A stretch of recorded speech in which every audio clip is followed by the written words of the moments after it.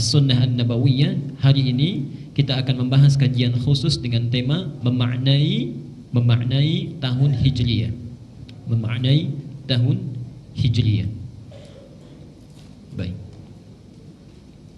InsyaAllah nanti kita akan uraikan dalil-dalil yang terkait. Kita bermula dari dalil dulu, ya, sehingga fokus kajian kita tidak keluar dari bingkai Al-Quran dan Sunnah, dan dengan itu kita berpijak dan mengamalkan seluruh aktivitas kehidupan kita. Bapak dan Ibu sekalian, saat seseorang terlahir ke dunia hingga menapaki aktivitas hidupnya sampai berpulang kepada Allah, hati-hati, kata Rasulullah, umur umatku itu, yarhamukallah, umur umatku itu antara 60 sampai 70.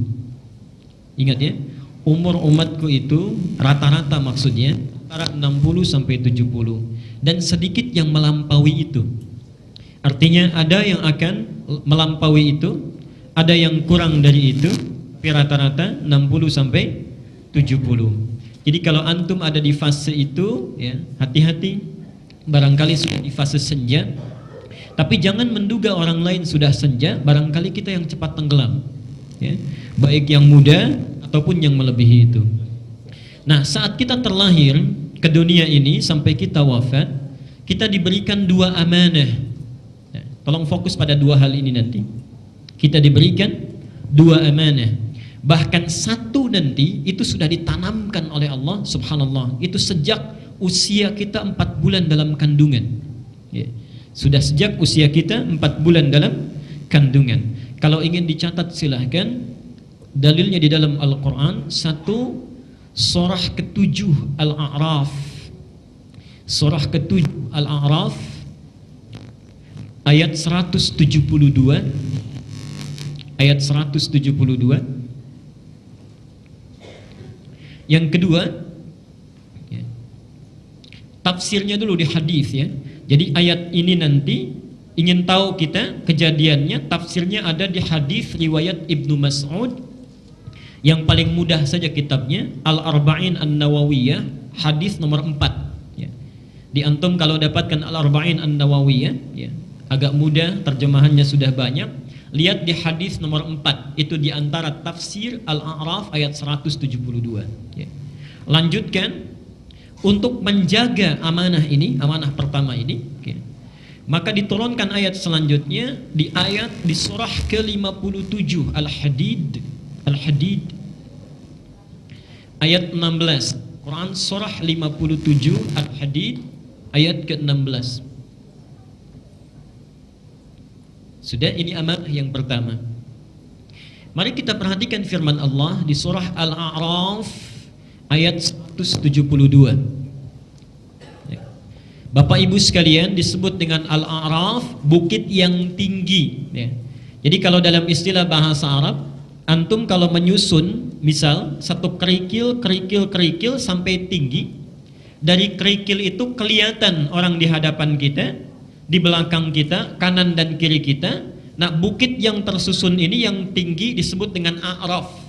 Karena itu diambil dari kata Arafah, artinya kelihatan, ketahuan, diketahui. Nanti kisah surah Al-A'raf ini disebutkan di Quran. Ada orang-orang yang saat hisab bagus amalnya langsung masuk surga. Ada orang-orang yang jelek kualitas amalnya, bahkan durhaka, dia masuk ke dalam neraka. Yang jadi persoalan, mohon maaf, ada orang yang amal dan kejelekannya, baik dan buruknya itu seimbang. Jadi amal baiknya 50%, amal jeleknya 50%. Kira-kira masuk mana? Ya. Kalau yang baik 60% atau 51%, alhamdulillah, ya, surga. Kelasnya macam-macam. Ada kelas yang biasa, ada yang seluas langit dan bumi, ada yang di taman surga, ada yang bersama Rasulullah SAW, ya. Kalau yang jelek, ya masuk neraka. Mohon maaf, kalau yang 50-50 masuk mana? Karena saya perhatikan, boleh jadi kita dari wajah-wajahnya ini kemungkinan besar, mohon maaf ya, insyaallah baik, insyaallah baik. Tapi kalau persoalannya 50-50, maka di surah Al-A'raf disebutkan dia akan transit dulu di satu bukit yang tinggi. Itulah yang disebut dengan A'raf. Jadi mohon maaf, surga kelihatan nikmatnya. Jadi ketika lihat orang di surga itu ingin sekali ke surga, dahaganya sudah demikian luas.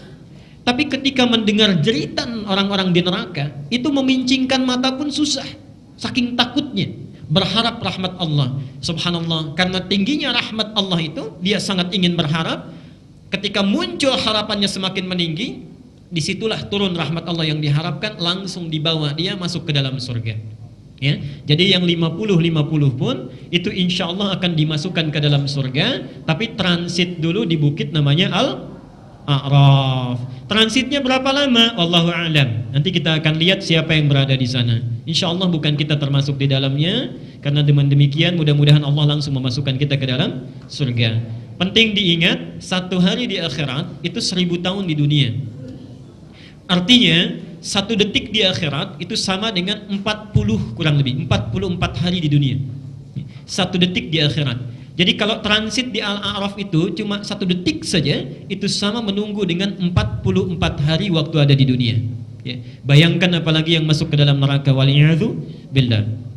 Di ayat 172, mari kita lihat. Allah berfirman, berdialog dengan kita semenjak kita masih berada di dalam kandungan. Barangkali kita sudah lupa, karena itu diturunkan lagi ayatnya untuk mengingatkan. Ya. Barangkali nanti orang akan lupa, ya Allah saya lupa dengan perjanjian ini. Karena itu setelah terlahir, beliau diingatkan kembali, lihat ayatnya. Wa idh akhadha rabbuka min bani adama min zuhurihim dhurriyyatahum wa ashhadahum ala anfusihim alastu bi rabbikum. Apa yang kita jawab? Qalu bala syahidna an taqulu yaumal qiyamati inna kunna an hadza ghafilin. Subhanallah. Perhatikan kalimat Qur'annya. Ketika kami mengambil perjanjian dari setiap anak cucu Adam sebelum dia terlahir, ya. Nanti disebutkan di dalam hadis riwayat Ibnu Mas'ud, posisi nomor 4 di Al-Arba'in An-Nawawiyah, di 42 hadis itu. Perhatikan kalimatnya, kata Nabi sallallahu alaihi wasallam, inna ahadakum yujma'u fi batni ummihi 40 yawman nutfah. Setiap kalian dihimpun di perut ibundanya 40 hari pertama itu berbentuk nutfah, pancaran sperma dengan ovum yang baru menyatu. Thumma yakunu mithla dzalika 'alaqah. 40 hari kedua berbentuk 'alaqah, zigot sudah mulai menempel di dinding rahim. Thumma yakunu mithla dzalika mudghatan. Kemudian setelah 40 hari yang ketiga, artinya 4 bulan, ya, 40 hari yang ketiga menjadi mudghah, janin yang mulai berbentuk.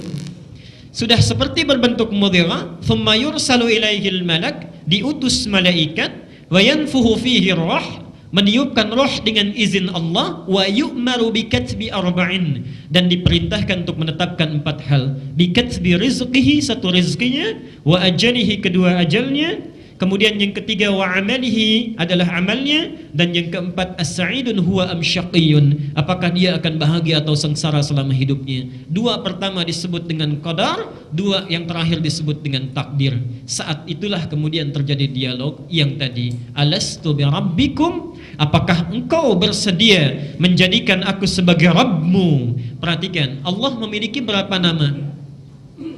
99. Kenapa yang dipilih di sini Rabb? Padahal bisa saja mengatakan alastu bi rahmanikum, alastu bi rahimikum, alastu bi quddosikum, tapi yang dipilih Rabb. Karena Rabb ini mengandung sifat tarbiyah, artinya merawat, mencukupkan kebutuhan, memaafkan kalau salah, menyayangi dalam kehidupan, mengampuni kalau berbuat dosa. Kira-kira kalau Bapak Ibu ditawari di hadapan kita, mau tidak ikut saya berikan semua kebutuhannya, saya sayangi dalam kehidupan, maaf, salah saya maafkan, dosa pun saya ampuni, kira-kira mau nggak? Karena itu tidak ada pilihan lain. Kata iya dalam bahasa Arab itu punya 3 kata. 1 bisa berbentuk na'am. Na'am itu iya di lisannya, tapi hatinya masih mikir-mikir.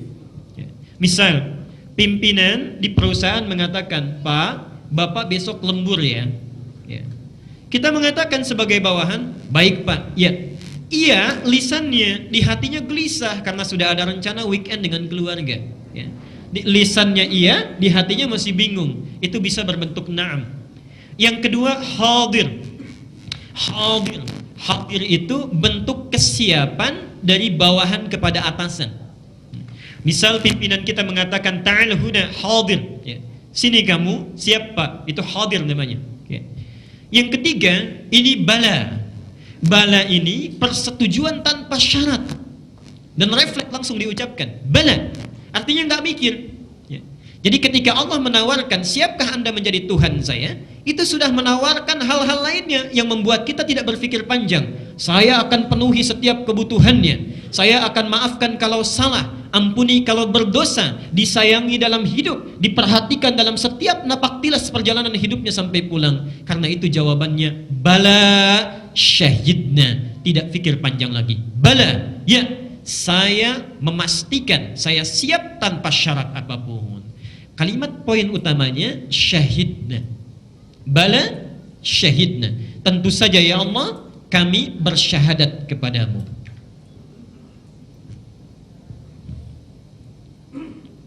Bala syahidna. Kalau yang biru agak kurang kelihatan ke belakang. Nah, ini agak aneh ini. Spidolnya hitam, tutupnya biru. Oke. Harus melakukan hijrah, jadi kembali pada tempatnya. Mari kita perhatikan. Sebab kalau bagian belakang biru itu kurang terlihat ya, kurang jelas. Bala syahidna.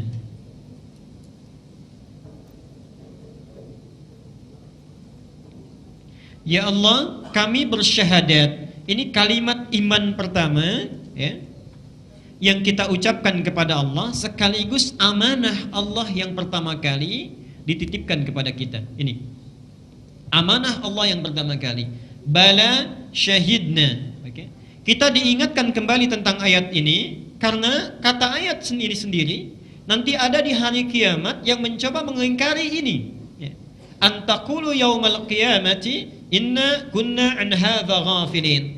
Kenapa dihadirkan kembali? Diingatkan kembali ayat ini, dicantumkan di Al-Quran surah 7 ayat 172, kata Allah, supaya di akhirat nanti tidak ada lagi yang merasa keberatan dengan mengatakan, ya Allah saya lupa karena dulu masih dalam kandungan, jadi nggak ingat. Oke? Dihadirkan ini, poinnya, ketika lahir inilah kita membawa iman, maka Nabi menyampaikan, kullu mauludin yuladu 'alal fitrah. Setiap yang terlahir itu sudah membawa fitrah keimanan dalam dirinya. Baik. Ini satu.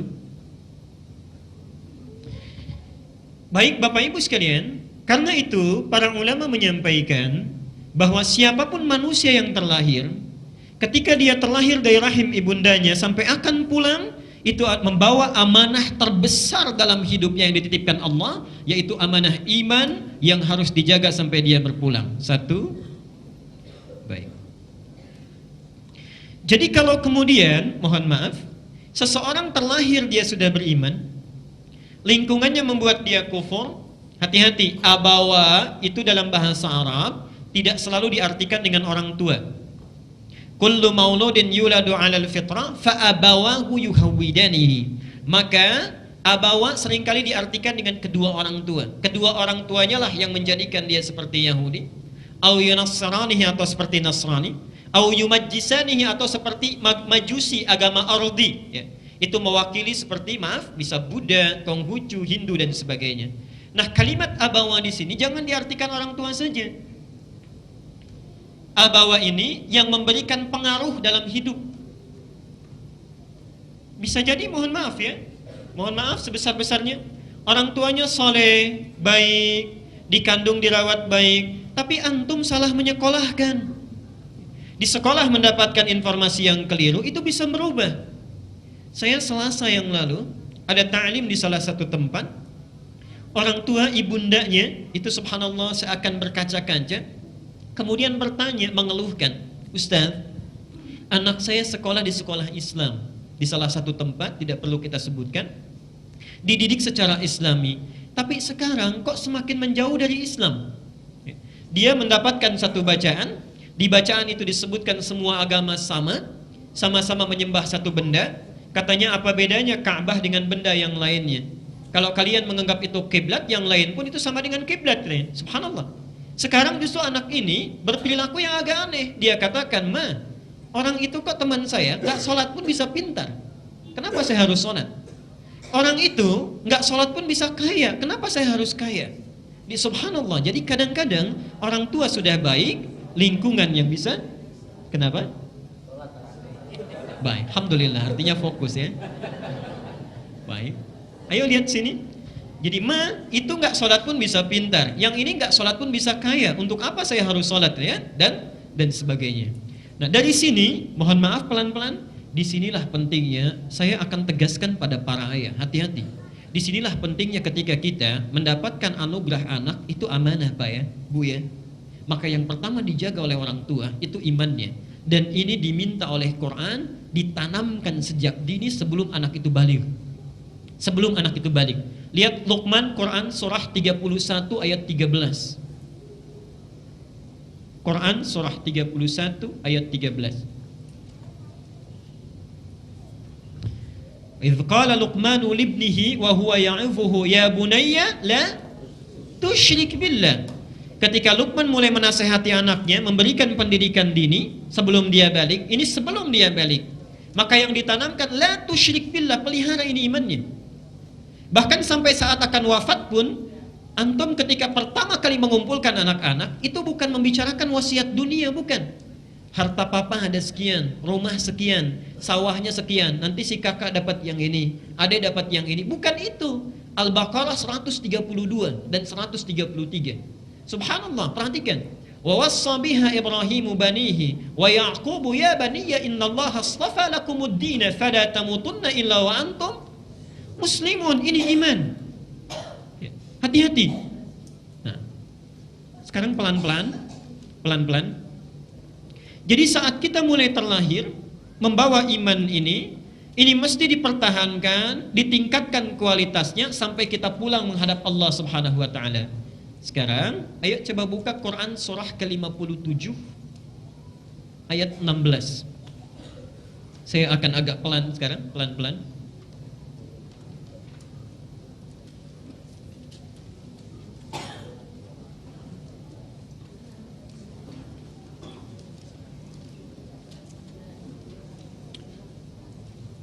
Ada Quran surah 57 Al-Hadid ayat ke-16. Alam ya'ni lilladzina amanu an takhsha'a qulubuhum li dzikrillah.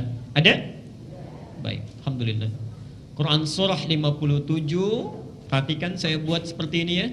Ini Quran surat 7 ayat 172. 57 ayat berapa? 16. Baik ya. Ini saya pisahkan 5 dengan 7. 1 tambah 6 berapa? 7. Mari kita teruskan sebentar. Ini di dalam rahim. Dalam rahim. Amanat iman.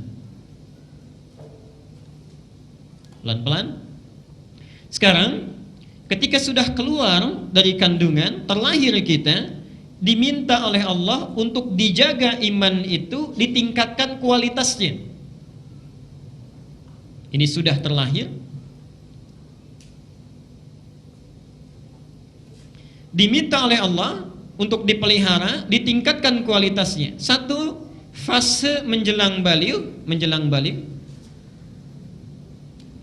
diminta orang tua, perhatikan kalimat saya, para ayah mohon maaf sebelumnya, tegasnya Quran menegaskan pada para ayah.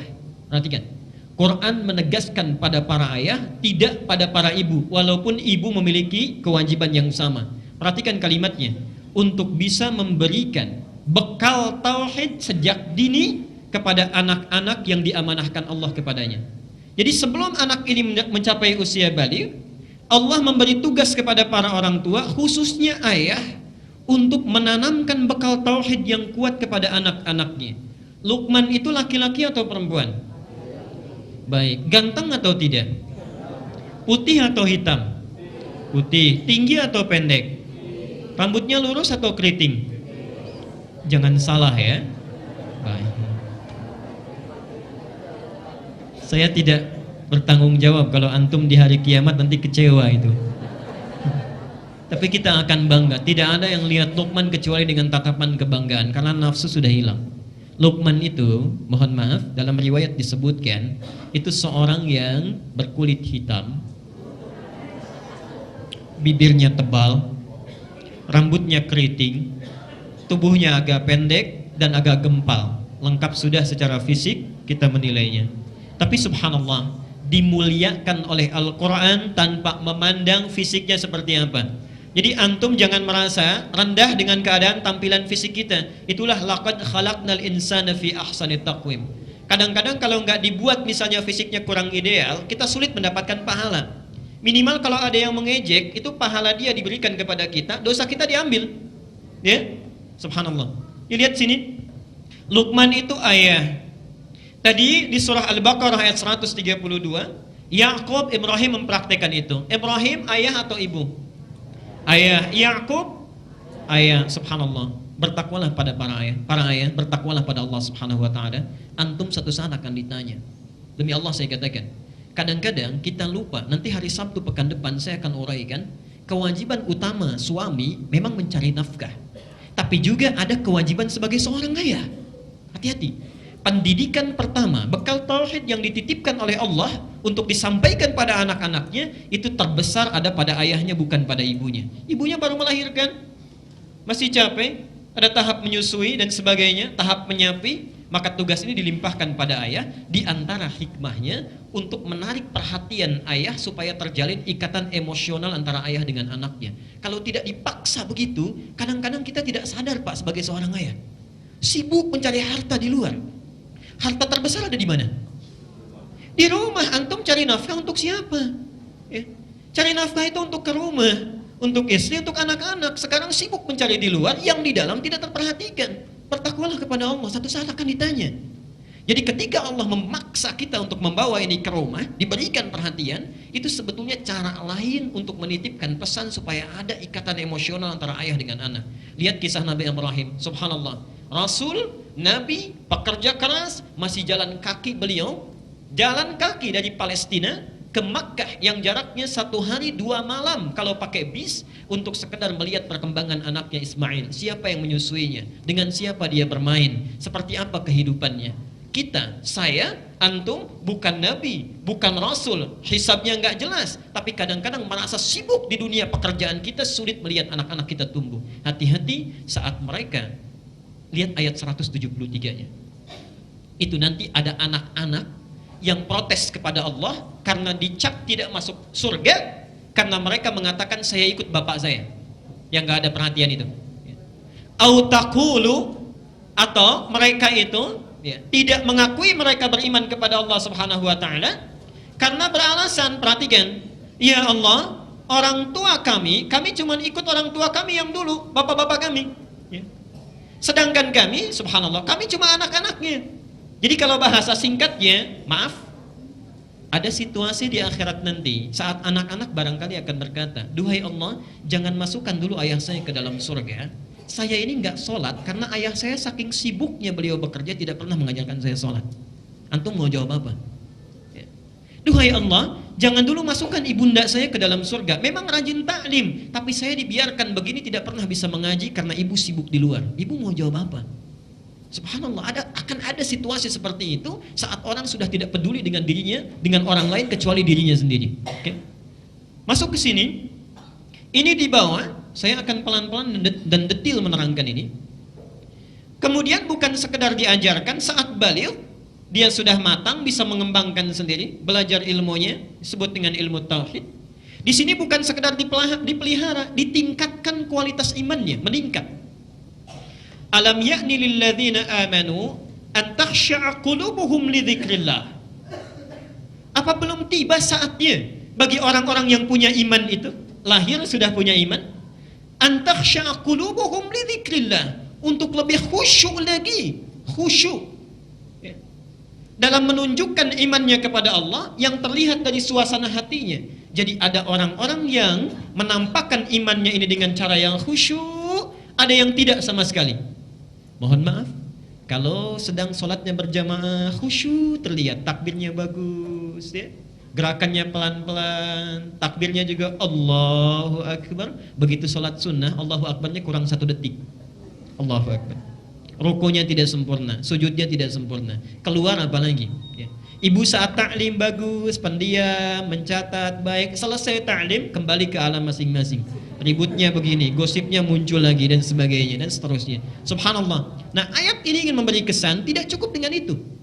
Kata Al-Quran ya, bukan kata Rasul. Kata Al-Quran, Allah tidak pernah bohong. Alam ya'ni lilladzina amanu, apa belum tiba masanya? Dulu 15 tahun belum khusyuk juga. 20 tahun masih main-main. 30 tahun senangnya masih di luar rumah. 40 tahun belum khusyuk juga. 50 tahun belum mau ke masjid juga. Dengan cara apa lagi dan kapan lagi waktunya? Kata Allah, apa belum tiba waktunya kita untuk mengkhusyukkan hati kita mendekat kepada Allah Subhanahu wa taala? Bertakwalah kepada Allah. Alam ya'ni lil ladzina amanu an takhsha'a qulubuhum li dzikrillah. Hati-hati, faktor yang menghambat ini, yang menghambat kita untuk khusyuk tiada lain karena dunia. Karena dunia. Bahkan para pemuka agama pun itu bisa hilang kekhusyuannya lillah karena urusan dunia. Perhatikan di sini Allah memberikan keterangan, lihat ayat selanjutnya. Wala yakunu kalladzina utul kitaba min qablu fatala 'alaihimul amadu faqasat qulubuhum. Wa katsirun minhum fasiqun. Perhatikan di sini, jangan pernah menimpa kepada kalian seperti orang-orang dulu yang pernah diturunkan Alkitab. Bahkan pemukanya itu. Fatala 'alaihimul amadu, angan-angan dunianya banyak, hubbud dunianya banyak. Bahkan nanti disebutkan di Quran itu ada para rahib itu yang tidak mau menyampaikan materi agamanya kalau belum dibayar. Ada. Ya. Jadi mereka menukarkan ayat-ayat Allah dengan bayaran, dengan tarif kalau dalam bahasa sekarang. Itu dulu. Ya. Jadi ada yang hitung-hitungan. Kalau saya ceramah misal ini di Al-Ihsan dapat sekian hari ini. Subuhnya di mana? Lanjut jam sekian dapat sekian. Dihitung-hitung itu pemuka agamanya. Kalau pemuka agamanya ada yang seperti itu, bagaimana dengan yang diajarkannya? Fatala 'alaihimul amadu, kalau angan-angan itu sudah panjang, faqasat qulubuhum, ini sudah menurun, hatinya sudah keras. Karena itu hati-hati. Kata para ulama, diibaratkan ulama sekarang itu punya 4 tipe persis seperti air. Yang pertama itu seperti air hujan. Jadi nggak pilih-pilih. Diundang sini datang, ya, diminta sini hadir. Sampaikan, hujan kan begitu ya, mau bunga mawar, mau rumputan, turun dia menaungi, memberikan kesejukan.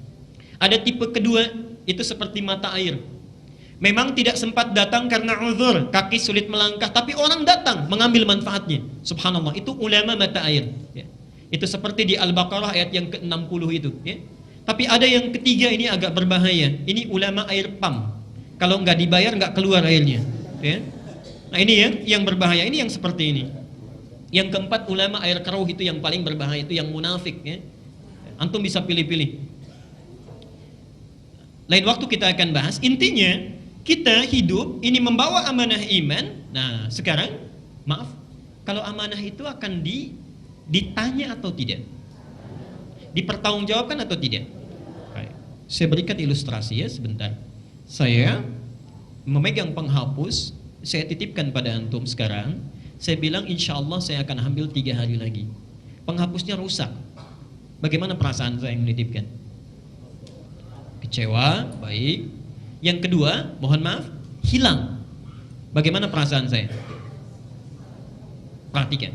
Padahal saya sudah memberikan bekal yang cukup untuk merawat penghapus ini, ya, untuk membersihkannya, merapikannya, dan nyaris tidak ada yang cacat, seluruhnya sempurna.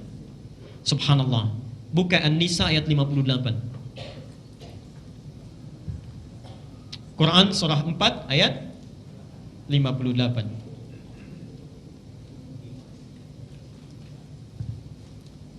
Sudah?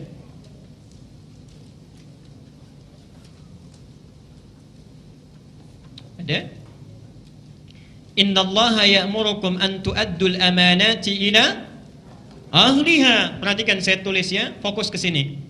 Amanat, al-amanah.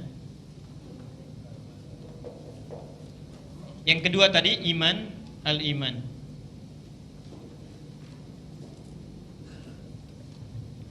Innallaha ya'murukum, sungguh Allah itu memerintahkan kalian, kata Allah, an tu'addul amanati ila ahliha, untuk menunaikan amanah kepada pemiliknya.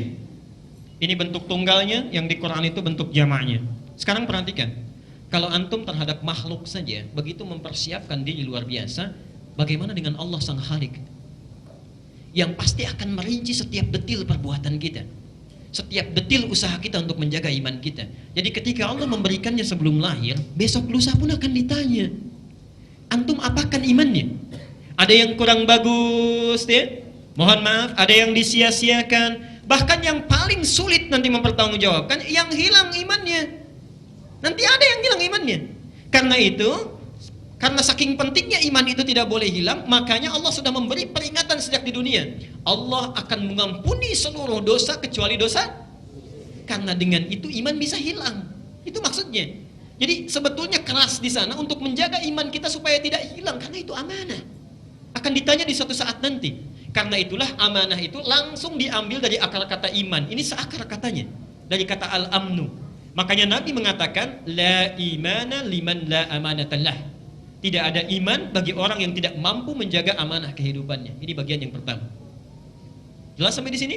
Nah, maksud saya, ayo coba kita evaluasi dulu sebelum kita melangkah ke tahap selanjutnya. Satu, antum jangan tunjuk orang lain, lihat dulu diri sendiri dan keluarganya.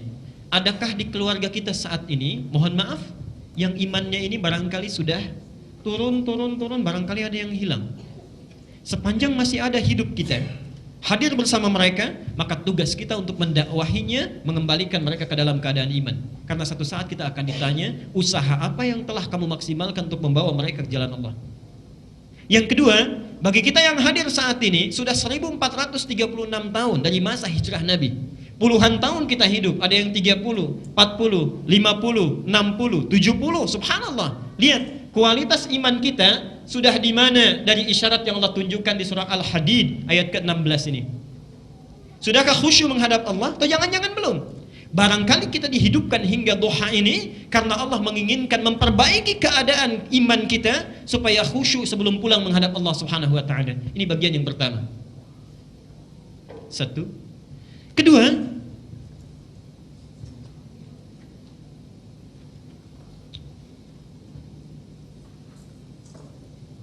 Quran surah 51, Quran surah 51 ayat 56. Quran surah 51 ayat 56.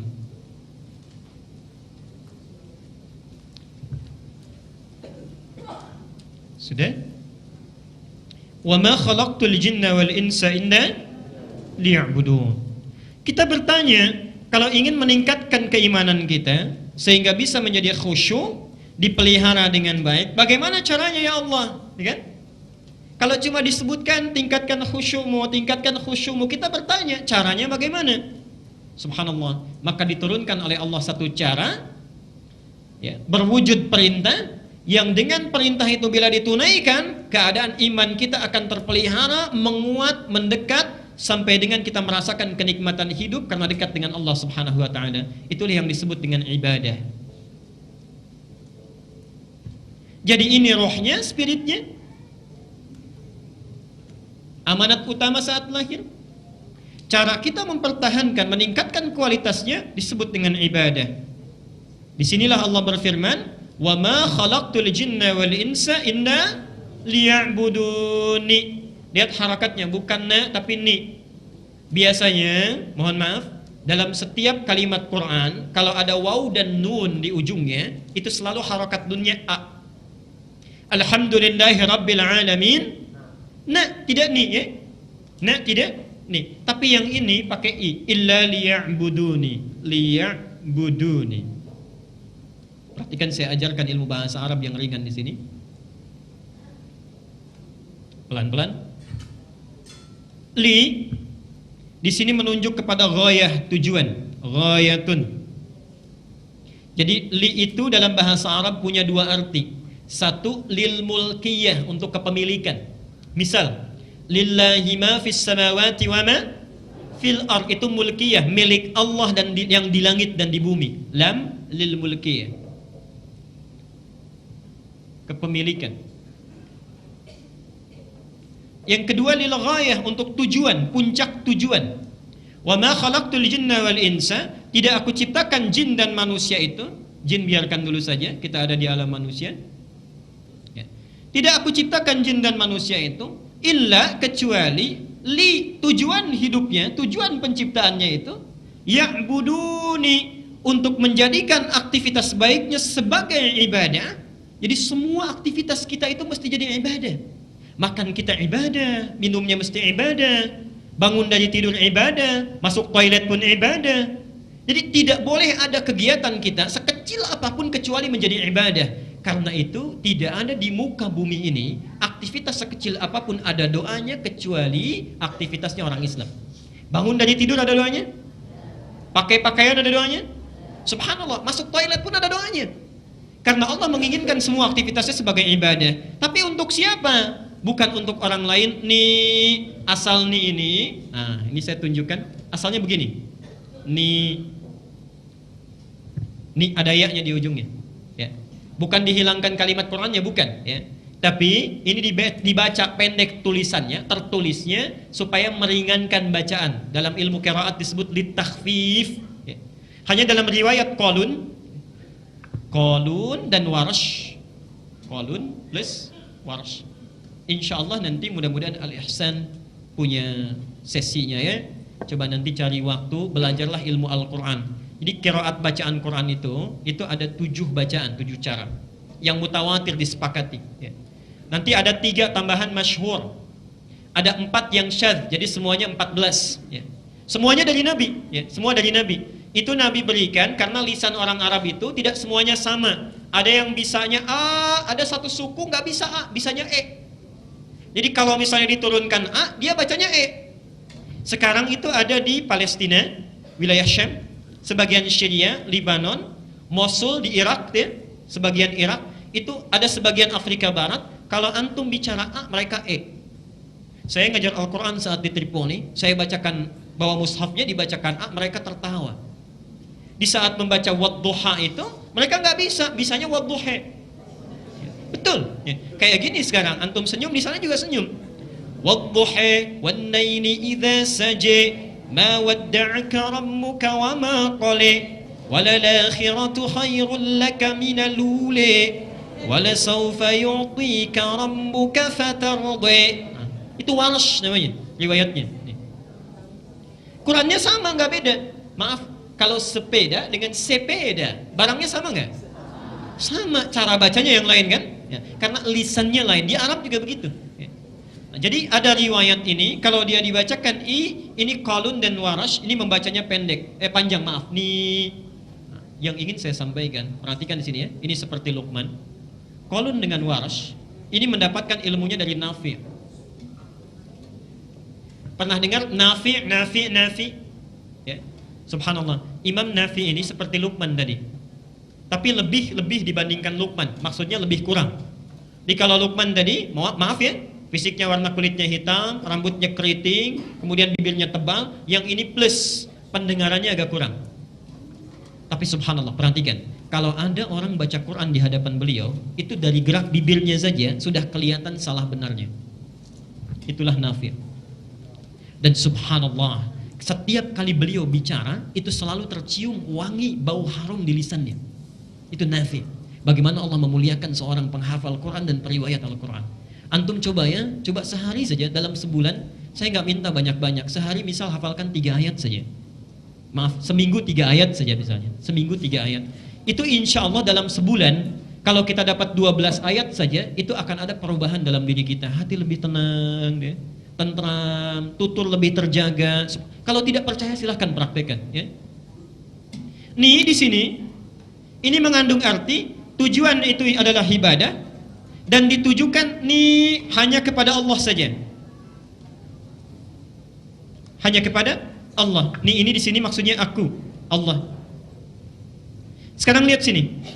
Jadi kalau orang ingin menjaga kualitas imannya dengan baik, maka dia harus meningkatkan apa? Ibadahnya. Karena itulah Bapak Ibu sekalian, untuk mempermudah kita, digabungkanlah konsep iman dengan ibadah ini, diberi nama dengan dinun, ad-din. Ad-din. Ali Imran ayat 19.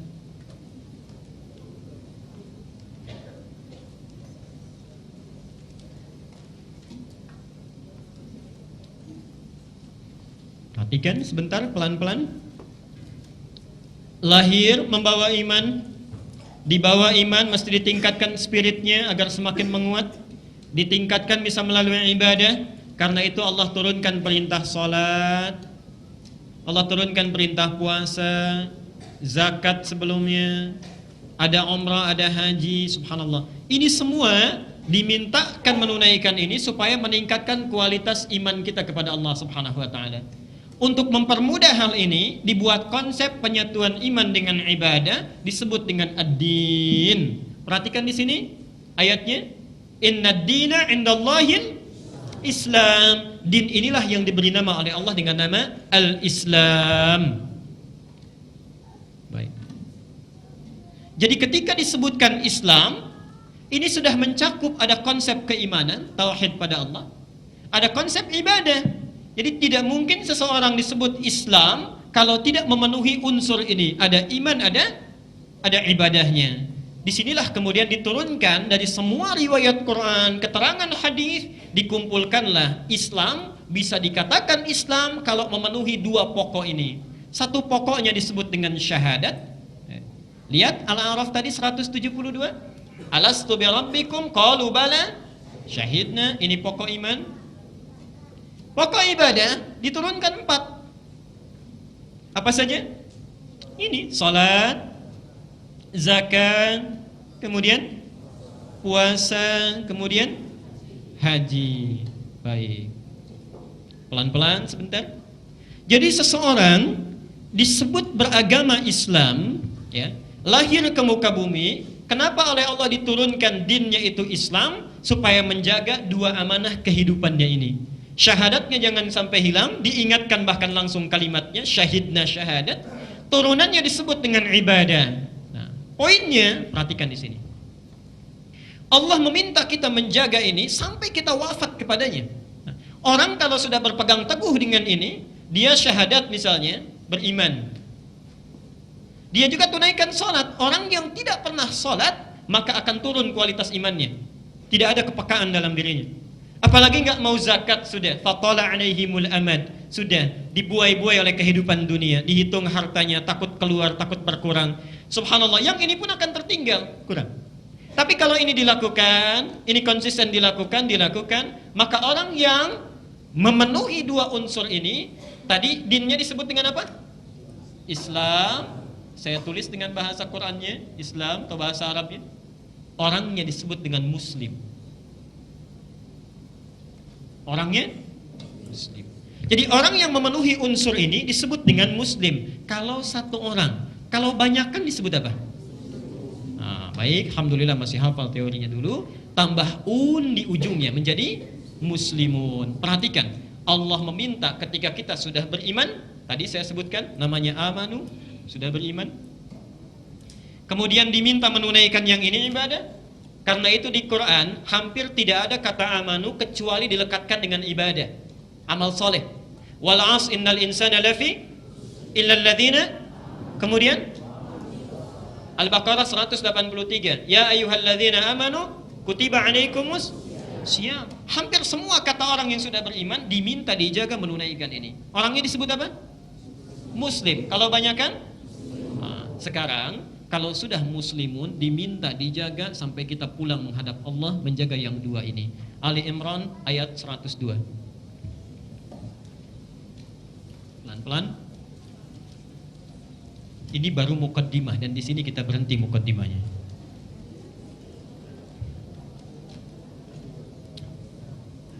Ini sering dibacakan di awal ta'lim kalau bapak-bapak saat kesempatan khutbah Jumat. Ya ayyuhalladzina amanu, perhatikan, amanu, sudah. Wahai orang-orang yang telah beriman. Teruskan, ittaqullaha haqqa. Ittaqullah itu kalimat untuk meningkatkan ibadah. Makanya ulama menerjemahkan mengerjakan segala perintah, menjauhi larangan. Ini yang simpel, yang ini disebut dengan takwa. Ittaqullah. Haqqa, bukan sekedar takwa, tapi antahsya'a qulubuhum li dzikrillah haqqa tuqati. Benar ibadahnya. Jadi bukan saat di masjid khusyuk, pulang ke rumah hilang khusyuknya. Haqqa tuqati. Nah, perhatikan poin akhirnya. Wala tamutunna illa wa antum muslimun. Pertahankan amanah dua hal ini dan jangan sampai wafat kecuali dalam keadaan muslim. Jadi antum mengaji dengan ustadz siapapun di Al-Ihsan atau di masjid manapun, kalau dibacakan ayat tadi itu harus merenung. Kira-kira saya sampai saat ini, maaf, kualitas iman saya sudah sejauh mana? Salat saya bagaimana? Zakat saya, puasa saya diterima atau tidak? Subhanallah, bagaimana kalau wafat keadaan saya belum sepenuhnya muslim yang baik dalam pandangan Allah dan Rasulnya? Jelas sampai di sini? Nah, kadang-kadang tidak mudah mewujudkannya dibandingkan mengungkapkan teorinya. Sama saja, sama. Baik yang biasa, yang ustadz, yang kiai dan sebagainya. Karena itulah Bapak Ibu sekalian, kadang-kadang ada satu hari motivasi kita naik, rajin ibadahnya. Kadang-kadang turun, satu hari jadi satu minggu jadi satu bulan jadi kemudian satu tahun. Naik turun iman, kita bertanya, motivasi apa yang bisa kita dapatkan untuk menjaga kualitas ini supaya sepanjang tahun itu bisa bertahan dalam keadaan yang baik. Itulah sebabnya disebutkan, disepakati oleh para sahabat, dinamakan tahun penanggalan Islam dari satu harinya, minggunya, bulannya sampai dengan tahunnya disebut dengan tahun Hijriyah. Makna Hijriyah ini sebetulnya untuk menjaga kekuatan dan memotivasi keimanan dan ibadah kita kepada Allah Subhanahu wa taala. Ini yang baru akan kita bahas.